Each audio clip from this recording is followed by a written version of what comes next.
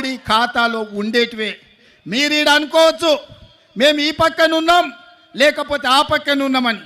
అయ్యా జగన్ రెడ్డి పక్కలున్నా, పెద్దలు చంద్రబాబు నాయుడు గారి పక్కలున్నా, వీళ్ళిద్దరు కలిసి ఢిల్లీలో వెళ్తే మోడీ పక్కనే ముత్యాల ముగ్గులో రావు గోపాలరావు పక్కన ఇద్దరు ఉంటారు, తందానా తానా అనేటోళ్ళు.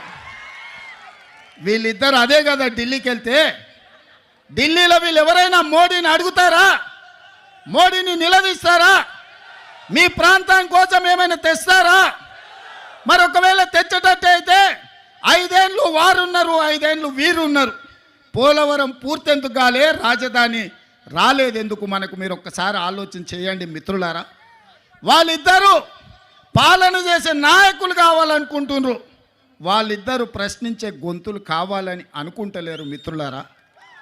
ఇవాళ అందుకే నేను అబద్ధాలు చెప్పదలుచుకోలే, అలవి కాని మాటలు మీకు నేను చెప్పదలుచుకోలే.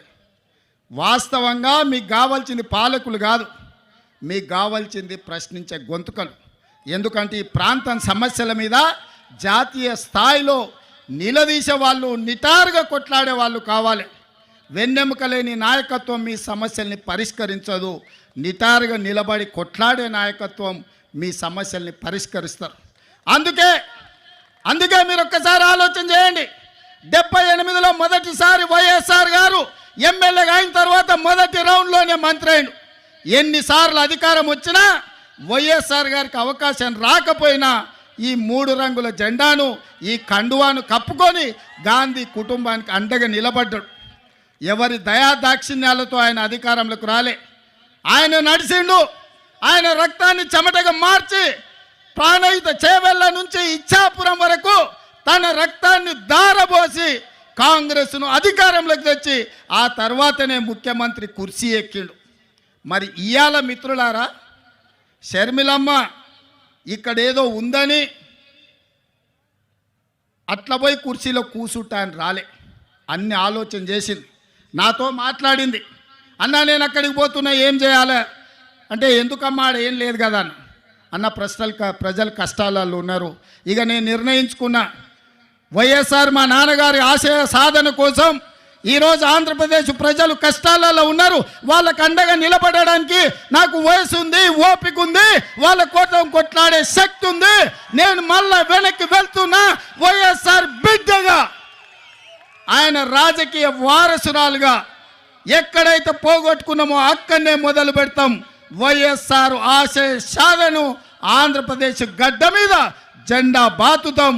నేను కొట్లాడతా, నేను కాంగ్రెస్ పార్టీని నిలబెడతా, ఆంధ్రప్రదేశ్ హక్కులను సాధిస్తా అని వారు చెప్పినారు.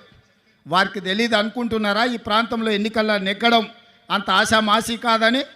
అచ్చోసిన ఆంబోతులాక వాళ్ళిద్దరు తలపడుతుంటే అది తెలియదని షర్మిలమ్మ రాలే.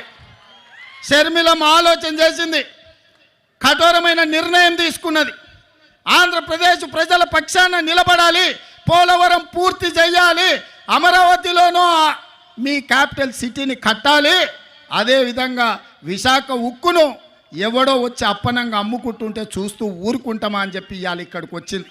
ఆనాడు లక్షలాది మంది రోడ్లెక్కి ప్రాణ త్యాగాలు చేసి 32 మంది ఆత్మ బలిదానాలతో విశాఖ ఉక్కు ఆంధ్రుల హక్కుగా ఈ సంస్థ ఏర్పడితే అదానీ అంబానీలకు, అదానీ గారి కోసం ప్రధాని గారు తెగ నమ్ముతుంటే వీళ్ళెవరు ప్రశ్నించే పరిస్థితి లేదు.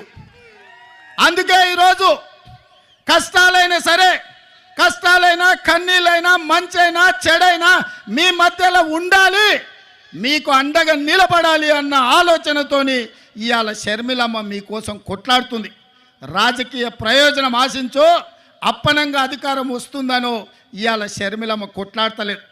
కష్టమైనా సరే ఇప్పుడు ప్రశ్నించే గొంతుగా ఉండాలి, ప్రజల పక్షాన నిలబడాలి అని ఆంధ్రప్రదేశ్ ప్రజల కోసం అండగా నిలబడడానికి షర్మిలమ్మ వచ్చింది.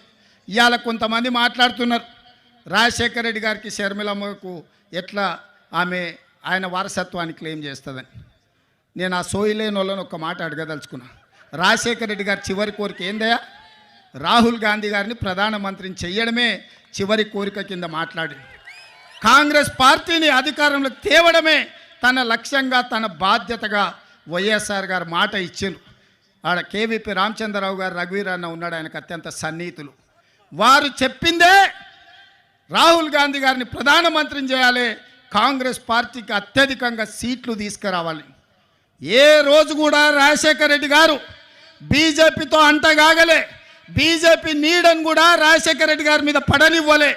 ఏ రోజు కూడా ఆయన సెక్యులర్ ఫోర్సెస్కు వెనకాల నిలబడ్డాడు. ఏ రోజు కూడా కమ్యూనల్ ఫోర్సెస్తో అంటగాగలే. అధికారం ఉన్నా అధికారం లేకపోయినా, కేసులు పెట్టినా, జైల్లో పెట్టే పరిస్థితి వచ్చినా, ఒక ప్రజాస్వామికవాదిగా, ఒక సెక్యులర్ నాయకుడిగా వైఎస్ఆర్ నిలబడ్డాడు. మరి వైఎస్ఆర్ వారసులమని చెప్పుకునేటోళ్ళు ఇవాళ ఎవరి పక్కన నిలబడ్డారు, ఎవరి ఆశయం కోసం కొట్లాడుతున్నారని నేను అడుగుతున్నా. ఇదేనా వైఎస్ఆర్ వారసుడిగా మీరు చేసేది? మోడీకి అండగా నిలబడి సెక్యులర్ ఉన్న ఈ రాష్ట్రాన్ని ఒక కమ్యూనల్ చేతిలో పెట్టదలుచుకున్నారా? షర్మిలమ్మ అడిగినట్టుగా మణిపూర్లో లక్షలాది మంది నిరాశ్రయులై వేలాది మందిని చంపుతుంటే మోడీ ప్రభుత్వం ముష్కరులకు అండగా నిలబడితే ఒక్కసారైనా మీరు ప్రశ్నించినరా నేను అడుగుతున్నా. గోద్రాలో సంఘటనలు జరుగుతుంటే మోడీని ఆ రోజు వైఎస్ఆర్ గారు అడిగినరు, కడిగినరు. మరి ఆయన వారసులైతే మణిపూర్లో జరిగిన అరాచకం మీద మాట్లాడాలి కదా, ఎందుకు మాట్లాడలేదు మిత్రులారా? మీరా వైఎస్ఆర్ వారసులు? షర్మిలమ్మ పక్కన వైఎస్ఆర్ అని ఎట్లా పెట్టుకుంటుందని, వైఎస్ఆర్ అంటేనే వై షర్మిలారెడ్డి, ఆమె పేరే వైఎస్ఆర్. కొత్తగా వైఎస్ఆర్ పెట్టుకునేది ఏముందయ్యా? షర్మిలారెడ్డి అంటేనే వైఎస్ఆర్ అంటేనే షర్మిలమ్మ, అవతల షర్మిల అనాల్సిన పనే లేదు మిత్రులారా. వైఎస్ఆర్ అంటేనే షర్మిలమ్మ, నిజమైన వారసురాలు షర్మిలమ్మ.